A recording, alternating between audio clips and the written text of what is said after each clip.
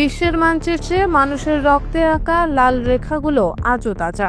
19 শতকের সাম্রাজ্যবাদরা কেবল সীমান্ত টানেই ক্ষান্ত ছিল না, মানুষের জীবনও ছিঁড়ে দিয়েছিল। আফগানিস্তান ও ভারতের মধ্যে ডোরান্ট ও রেড ক্লিফ লাইন কোটি মানুষকে ঘরবাড়ি ছেড়ে পালাতে বাধ্য করেছিল। লাল রেখার প্রতিটি দাগ আজও শরণার্থী শিবির, ধ্বংসস্তূপ আর যুদ্ধক্ষেত্রে মানবতার ব্যথা তুলে ধরছে।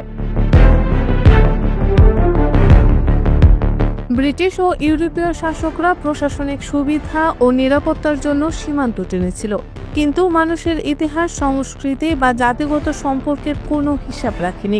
আফ্রিকায় 1884 সালের বার্লিন কনফারেন্সে এক রুমে বসে ইউরোপীয় পরাশক্তিরা রুলার টেনে পুরো মহাদেশ ভাগ করে দেয়। হাউসা, ইগো, ইয়োরুবা প্রতিটি জাতিকে এক দেশে ভিড়ানো হয়, একই জাতি 6 দেশে ছড়িয়ে যায়। রুয়ান্ডায় হুতু তুতসির বিভাজন 1994 সালের গণহত্যার জন্ম দেয়। মধ্যপ্রাচ্যের মানচিত্র আজও বহন করছে শতাব্দী প্রাচীন ক্ষত। সাইক্স-পিকো চুক্তি ধর্ম, জাতি বা গোষ্ঠীর কোনো হিসাব না করেই ভাগ করেছিল ইরাক, সিরিয়া, জর্ডান ও লেবাননকে।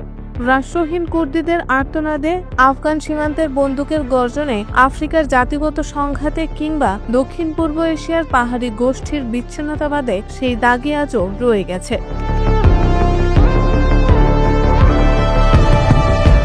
উপনিবেশবাদ শেষ হয়েছে বহু আগে, কিন্তু তার দাগ আজও রয়ে গেছে মানুষের মনে, মানচিত্রের জীবনের ভাঁজে। এক সময় এক কলমের টানে ভাগ হয়ে গিয়েছিল গ্রাম, নদী, পাহাড়।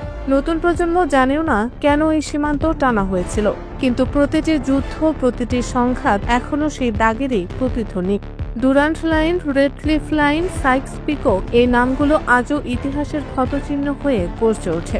এর সাথে মানুষের জীবনে অশান্তি ও দুঃখ বয়ে আনছে।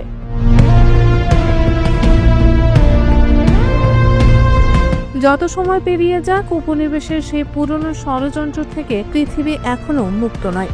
যুদ্ধ, দারিদ্র্য আর শরণার্থীর কষ্টে এখনো প্রতিধ্বনিত হয় ইতিহাসের ভুল সিদ্ধান্তের প্রতিফলন। মানচিত্রের দাগ হয়তো মুছে গেছে, কিন্তু জনপদের মনে রয়ে গেছে গভীর ক্ষত।